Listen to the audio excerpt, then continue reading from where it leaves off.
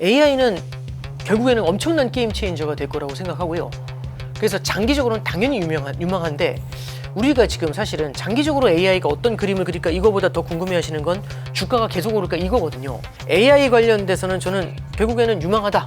그리고 미래를 바꿀 수 있을 것이다. 확신을 합니다만 케빈 워시 연준 의장이 AI가 디스인플레이션을 유발한다고 했는데 단장님의 의견이 궁금합니다. 케빈 워시가 그 말을 한 건 팩트인데요. 근데 이제 문제는 이번에 FOMC 때 기자가 물어봤어요. 닉 티밀하우스라고 그 연준의 비공식 대변인이 되게 유명한 월스트리트 저널 기자가 있습니다. 그 사람이 이제 물어봐요. AI 혁명이 공급에 영향을 많이 줄까요? 수요에 영향을 많이 줄까요? 이 얘기를 해요. 이 질문을 했거든요. 이게 무슨 얘기냐면 AI 혁명이 공급에 영향을 주면 생산성이 되게 많이 늘어나요. 로봇 들어와가지고 있는 대로 만들어주는 거죠. 그러면 동일한 비용을 투입해도 훨씬 많은 산출량이 나오거든요. 그러면 제품 단가당 원가를 낮춰주면서 물가를 안정시키는 효과가 있어요. 그래서 이게 공급에 영향을 준다 그러면 인플레이션을 안정시키는 요인이고 금리를 낮출 수 있는 요인이 돼요.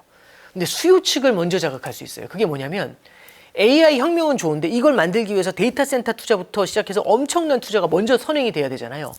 그러면 선행 투자가 일어나게 되면은 그만큼 원자재 사와야죠, 반도체 사와야죠, 사람 채용해야죠. 이 과정에서 되려 물가가 올라가는 문제가 생기죠. 그래서 수요를 먼저 자극한다는 얘기는 수요를 자극한다는 얘기는 금리를 끌어올려야 된다. 물가를 올리니까.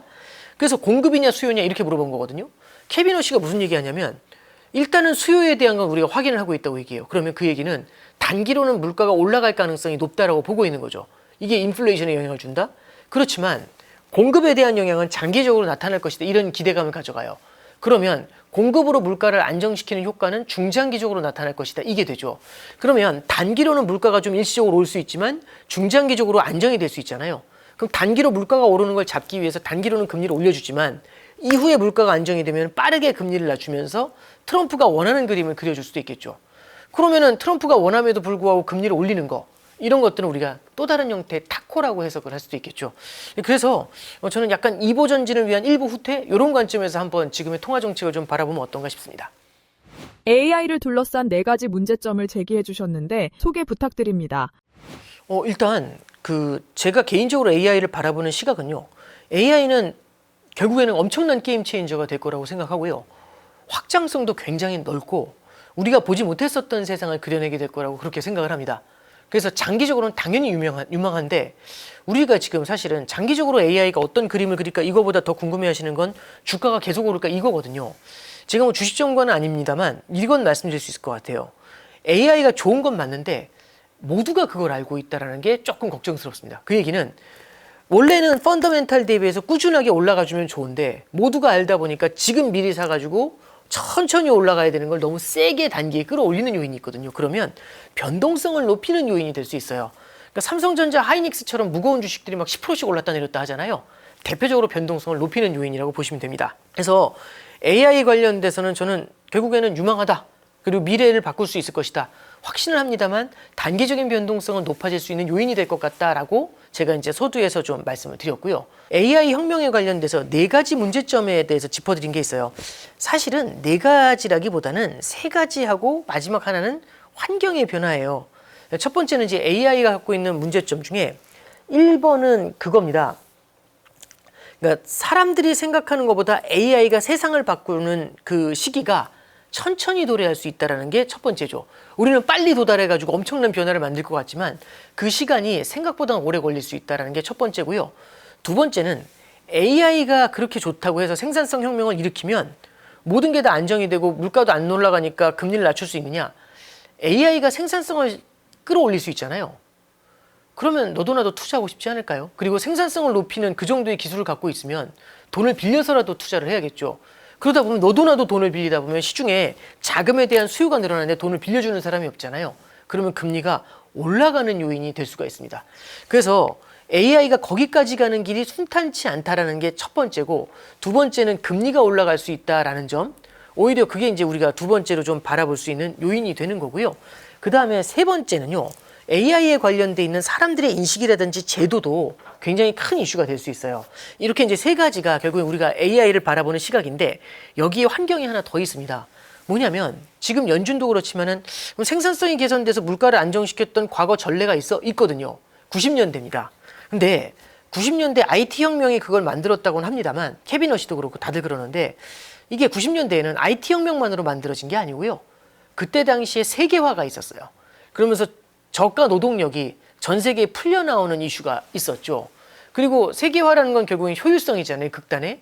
그래서 가장 싼 곳에서 최대한 많이 조달하다 보니까 인플레이션을 안정시킬 수 있는 그런 요인들도 될 수가 있었습니다. 그래서 우리가 AI가 닷컴, 그러니까 결국에는 인터넷 혁명 때 생산성을 끌어올렸었던 90년대처럼 지금도 똑같을 거야. 그때하고는 좀 다른 면이 있다는 점, 그런 것들을 좀 우리가 눈여겨봐야 될 것 같습니다. AI 주식으로 쏠림이 심한데 투자자들에게 포트폴리오 조언 부탁드립니다. 그러니까 이제 우리가 그렇게 생각해 보시면 좋을 것 같아요. 우리는 이제 AI의 성장이라는 게 결국에는 진짜 꽤 강한 성장을 미래에 만들어낼 수 있죠. 그렇지만 그 자체가 갖고 있는 불확실성도 있어요. 두 번째는 AI가 빠르게 성장을 한다고 해도 이게 영원하진 않을 수 있죠. 언젠가는 또 한 번 또 휘청일 수도 있고 성장이 둔화가 될 수도 있습니다. 그럼 이런 것들을 감안하면 우리는 AI 관련 주식으로만 내 자산을 모두 쏠아야 되느냐? 그게 아니라 또 다른 가능성들을 감안하면서 포트폴리오를 넓게 펼쳐가야 되느냐? 저는 기본적으로 포트폴리오 관점에서 바라보실 필요가 있다라고 생각해요. 아무리 AI가 좋아도 영원할 수는 없는 거고 최근에 단기에 빠르게 뛰어 올라온 만큼 하락할 때도 출렁일 때는 되게 빠르게 좀 출렁일 수가 있거든요. 그래서 AI 관련주의 전망도 유망하고 내 포트폴리오에 그걸 담아야 된다. 이거는 이론의 여지는 없는 것 같아요. 그런데 대신에 그것만 담아야 된다는 얘기는 또 다른 얘기인 것 같습니다. 그래서 저는 오히려 안전자산인 예금이라든지 채권도 일정 부분은 좀 포함을 하고 금이나 달러처럼 AI 주식시장하고는 조금은 반대 움직임을 보이는 안전자산 형태도 좀 우리가 지향을 해볼 필요도 있지 않을까라는 생각을 하고요. AI의 성장이 결국에는 우리 인류한테 큰 과실을 갖다 주잖아요. 그 과실은 사람들의 소비로 이어질 수가 있습니다.